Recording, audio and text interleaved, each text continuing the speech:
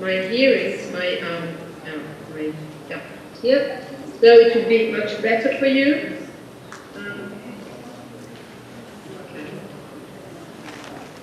Okay. Yes. Perfect. Okay, let's try. Okay. Can you see my presentation? No. Oh, you do? You do? Yes. Fantastic. So. Here, no, the presentation is not appearing in the croppers. Aqui não. See. Okay, let's try. Again.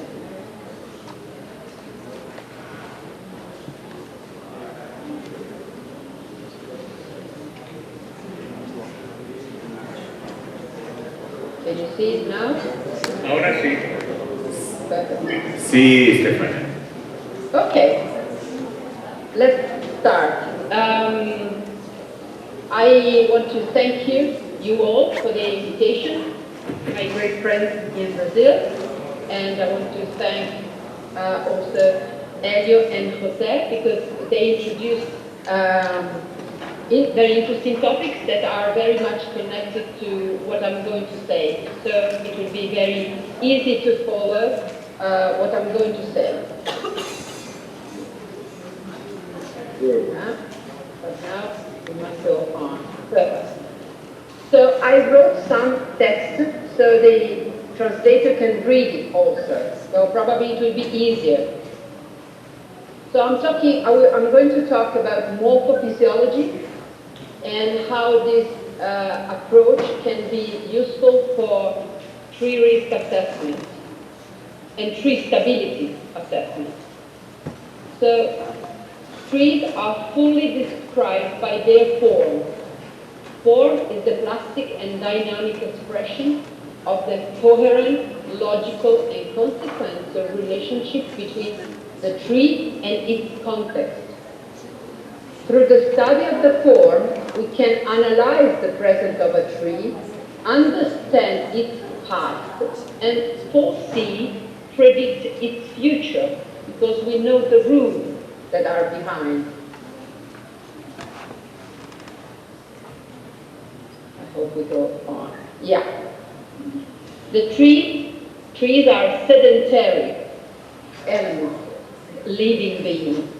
Sessile, maybe in English, but it means they do not move, but it does not mean they not change their place, but it doesn't mean that they do not move, because they move through growth. Anyway, this is a good example. This is an hackberry tree, Celtis australis, and as you can see, it was mapped in 1788, and we have pictures and images of it in the time passing by. And you can see how big it is now, with the two tree climbers setting the cable system up in the crown. So we set the form. Everybody in the room can say that the 5 pictures, the 5 photographs that I'm showing now are always oak, quercus. But you can see that the form of this quercus are very much different, from the acorn to young trees, to adult, to mature, to heritage, veteran, senescent, 500-year-old quercus or oak. So the form changes, the morphology changes through time. And why? To occupy more space, to colonize the space. And we call this process growth. And it happens through a change or many changes in the organization of the structure. And we call this process development. And as my colleagues said, we go from the architectural unit, when the tree is very young, and it looks very much like the architectural model, here we have the example of a plane tree, platanus. And for the first time, when the tree is an infant, and when he is very young, it grows through partial reiterations. So it means that he's able to add parts that are already there, branches on other branches, as we already saw. And this is a way to amplify the architectural units. But then, in the evolution of the tree, at a certain point, we can see that some total reiterations appear on the top of the tree. These are like new trees, new architectural units rooted up on the former tree, the main trunk. So this helps to multiply the architectural unit, not just make it bigger, but there is a multiplication of total reiterations. And this process goes on through the whole life of the tree, but especially with through more and more frequent appearance of these architectural units, and these reiterations are smaller and smaller, with a sort of miniaturizations of them. And at the end, at the fourth phase, so there are 5 phases, but now in this slide we have 4 phases of the evolution of a tree. We have also the appearance, we can see delayed total reiterations when the tree is mature and it starts to retrench naturally. Of course, during this growth, so the tree is able to add parts, the tree is also able to lose parts. So we can call this ability, this capacity, subtractive growth. It's a sort of mortality. It helps to simplify the tree, the structure. This mortality can be acropital, so we lose the lowest branches of the crown. It can be in the inner part of the crown when it is adult, and then it happens in the outer part of the crown when the tree is mature and it retrenches, as we said, naturally. And we also have the formation of the heartwood, and later on the cavitation of the trunk.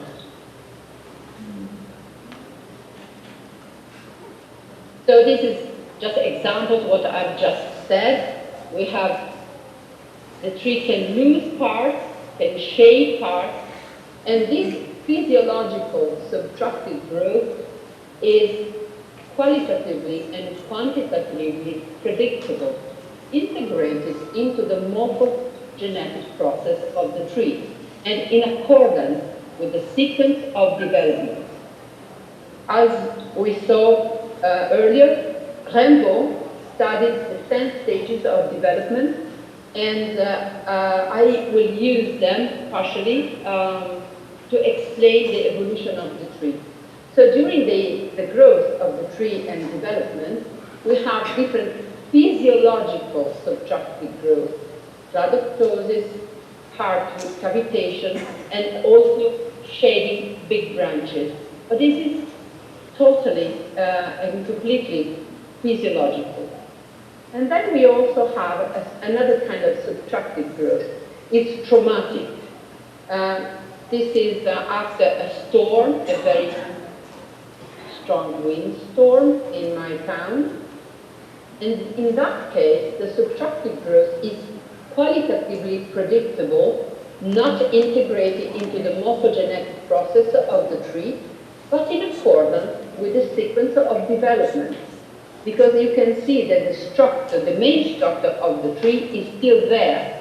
So it shaded some parts that he didn't want to shade at that time. But if it's necessary, the tree is able to lose them, but keep the main trunk and the main branches and the secondary trunks still in their own integrity. And then we have a pathological subtractive growth. It is not integrated into the tree's morphogenetic process. It's a permanent change and not in accordance with the tree's resilience. Maybe biotic, decay, so fungi, insects, and abiotic because of wind, lightning, or even anthropogenic. So it can start with a bad pruning technique. Qualitatively and quantitatively predictable only on the basis of a specific diagnostic process. So it means that we could prevent this failure only assessing the tree through a specific protocol and guidelines of stability assessment or risk assessment.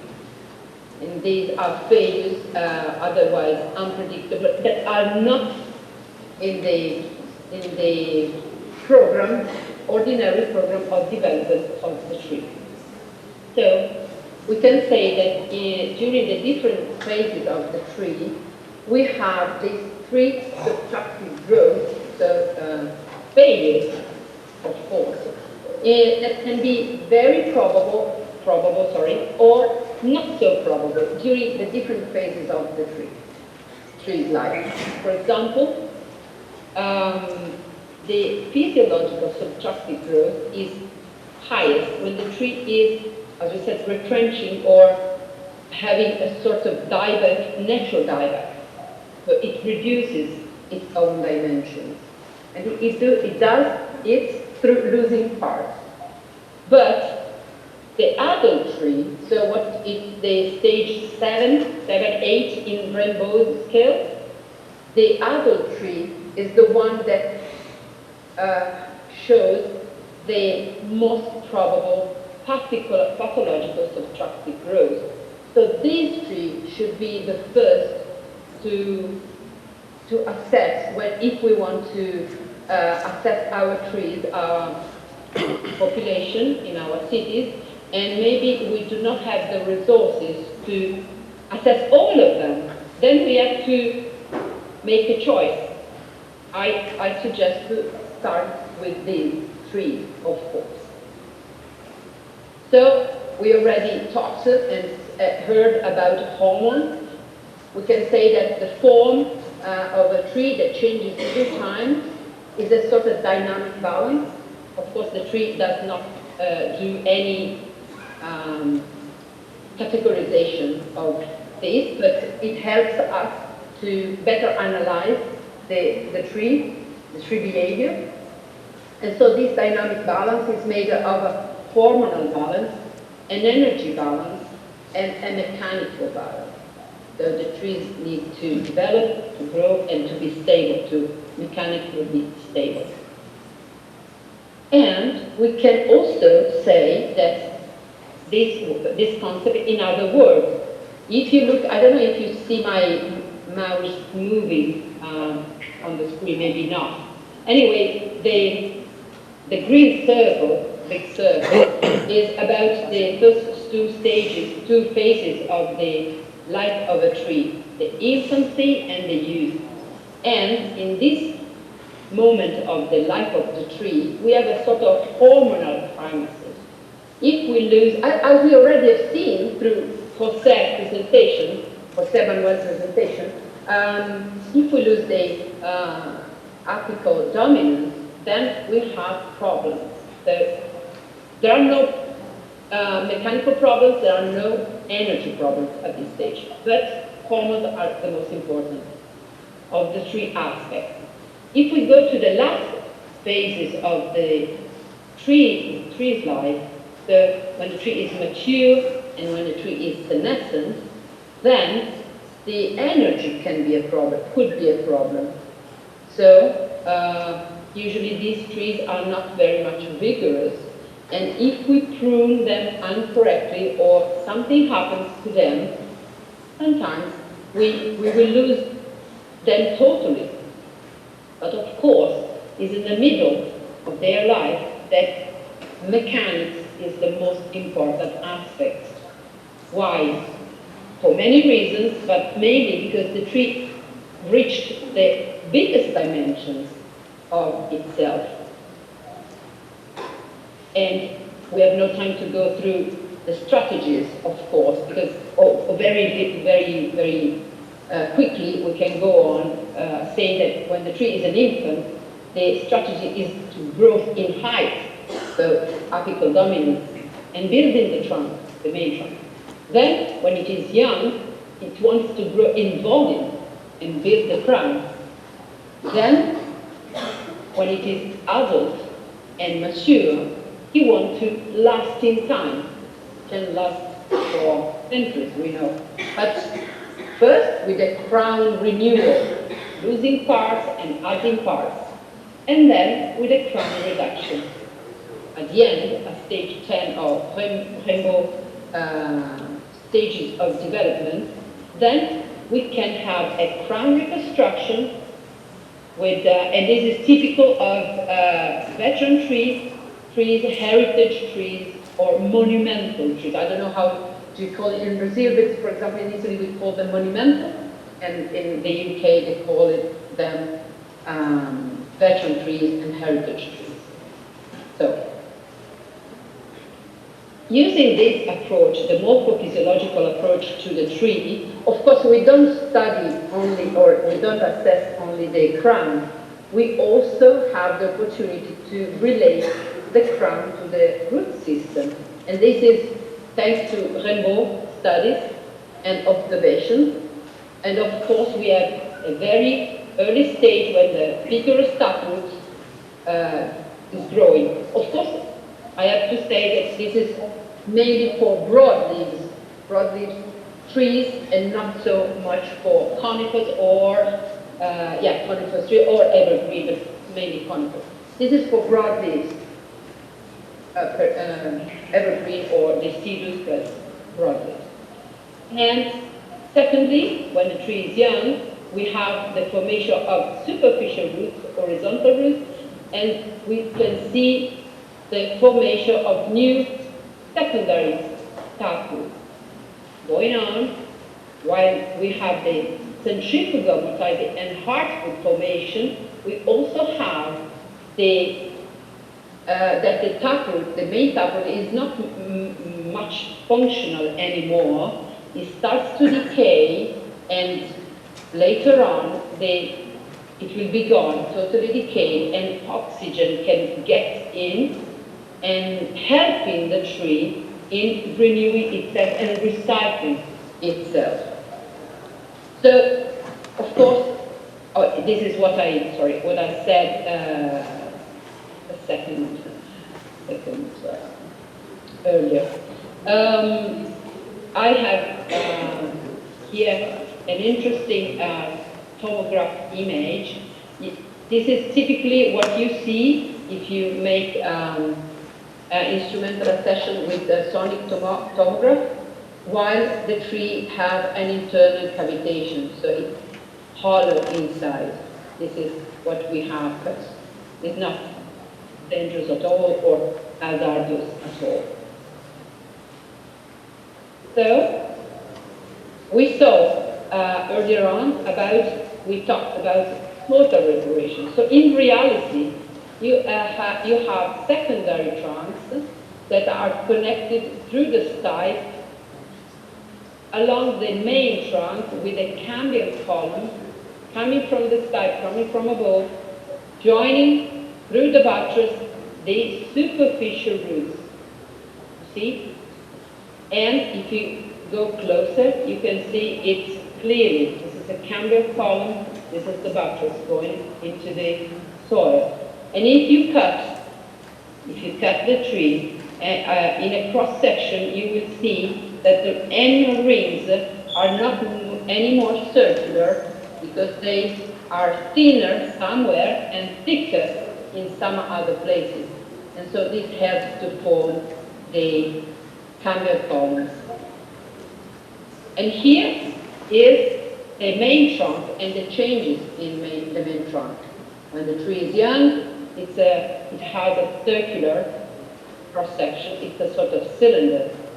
And then we have the formation of secondary trunks and camber columns going toward the base of the tree.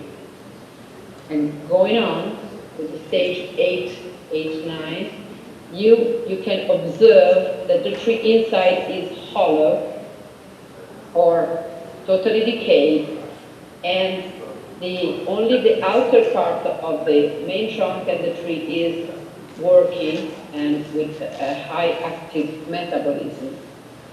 And then we can observe this kind of model with all what we said already: mortality, cavitation, adventitious roots, because the main taproot is gone. And if you observe the youngest trunks and the youngest part of the top of the crown, you will see young trees, exactly like the tree when it was young, much earlier. Stefania, 5 minutes, Yes. please. Oh no. Yeah. Okay. So, as we could see, we can make in relation all these parts. So this why physiology can help us in tree assessment. We observe the tree, we know about the stages of the root system, and we observe the trunk. And if you go through and make a model of it, you have a column, a Gothic column, a sort of trolley, and you get to a sort of Eiffel Tower shape, Eiffel Tower model. And if you go in Paris and go up, you are not scared because the Eiffel Tower is hollow. It must be hollow. It's not. It is standing because it's hollow, not with the spike. It's hollow. So, if we read a few sentences. The stability of trees is a behavior, an expression of the interaction with the surrounding physical environment. Tree stability assessment is an estimation of the propensity, the likelihood of the tree to manifest, to show structural failures of various kinds, both physiological and pathological, as a result of chronic or acute interaction with the context. Other things being equal, this interaction depends on the form of the tree. So we have no time to go on. Oh, sorry. Yeah. Anyway, I can show two different aspects. This is a typically model of broadleaf, and you should, when you have to assess the tree, you better look for some aspects. If you have a cavity and you have the stage 7, 8, this is in Italian, sorry, I didn't think about it. It's perfectly fine. If you do not have main taproot, you can check with the electronic drill, for example, it's perfectly fine. But if you are at the stage 5 or 6 and you find this sort of defect characteristics, then you should pay attention to that tree, because that tree is not physiologically evolving, okay? And of course, in pseudospenia, for example, it's totally normal that you have a main taproot, vigorous taproot, because it lasts for the whole life of the tree. You do not have buttresses, and this is normal. The tree goes linearly into the soil, and it should not be caved, it should not be hollow. So you have to think that these models are totally different, and this would be, in the case of Pinus pine, if you do not have the taproot area anymore, or if the tree is caved and hollow, then this is a very pathological situation, and you should take care of this tree. So I just go through a case study just to show how morphophysiology can help us in assessing the stability of a tree. So this is an oak, an European oak. This is the specimen. So we know the phylogenetic evolution. we know the ontogenetic evolution. This is a mature tree, and following the morphophysiological stage of Pierre-Embault, we know that this tree should be hollow and with centripetal mortality, so the crown should not be full and dense. And if we draw this tree, this is the real tree, we can see that is exactly as we could predict, because we analyzed this tree through instrumental assessment. It was on a ditch. You can see here, there is a cavity, and this is the crown. This is the dominant wing, and the crown is made by islands. You see, is not dense and full anymore. So there are a lot of interesting things. There are fungi. We found Ganoderma and Fellinus torulosus, other wounds and other defects. If you look at the tomograph picture, you see where the fungi worked, there are no Campbell columns anymore.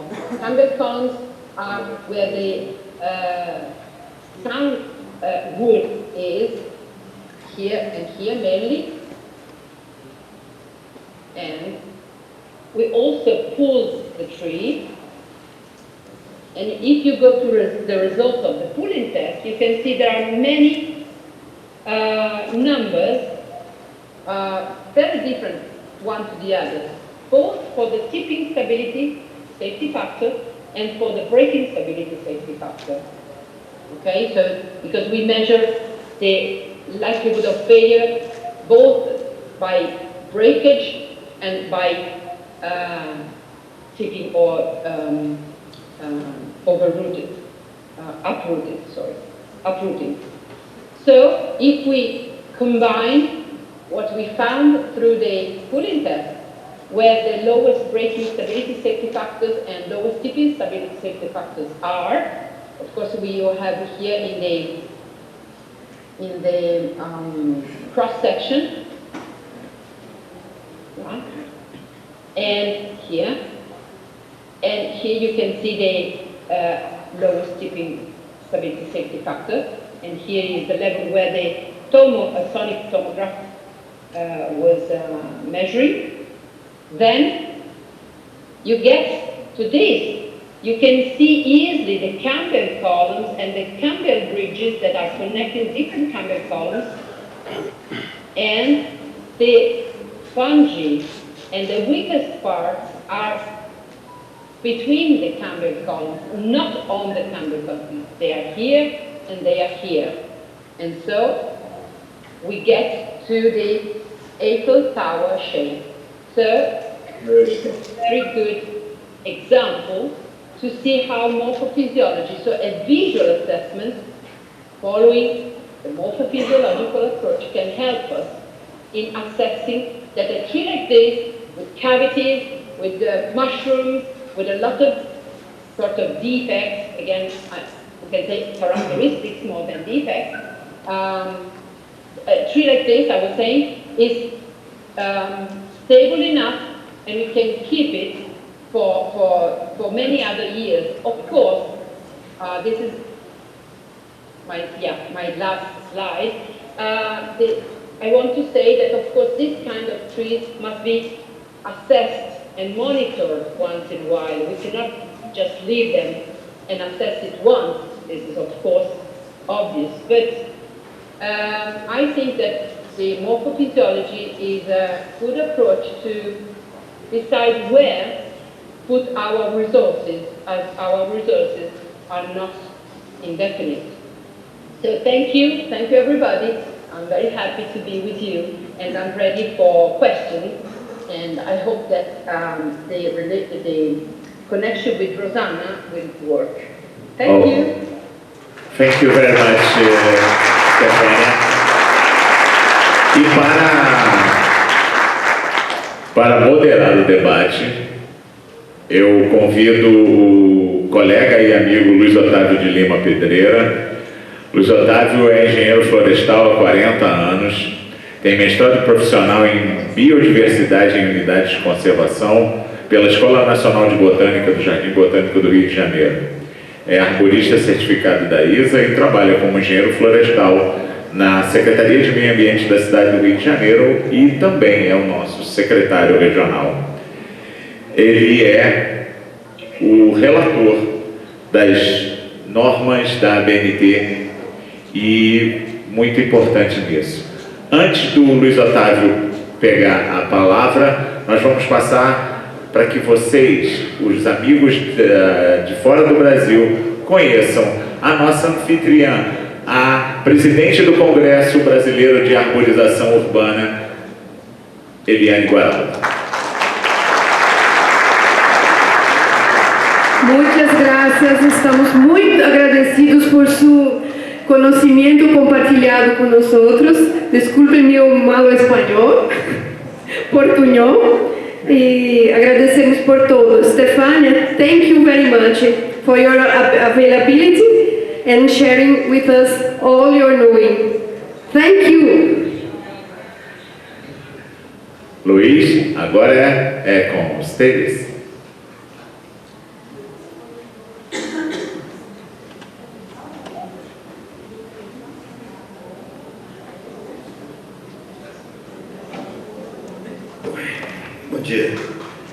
Bom dia a todos.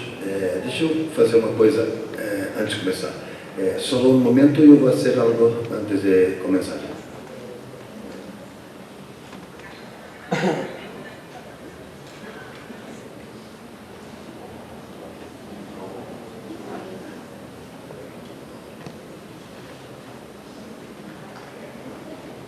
Só para dar uma pequena vista da plateia, das pessoas que estão aqui, certo?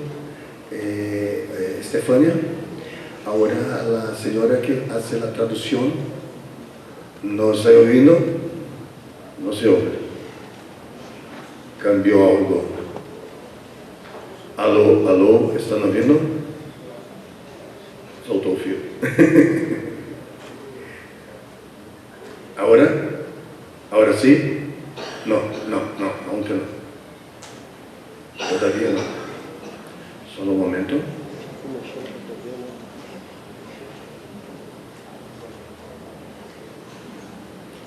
Alô? Ops.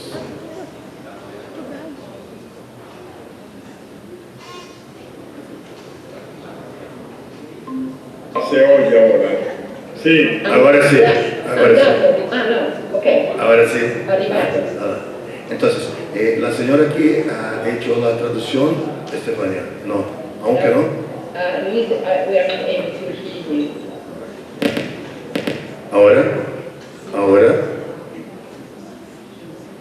Ahora, ahora sí. Sí. Entonces, Estefania,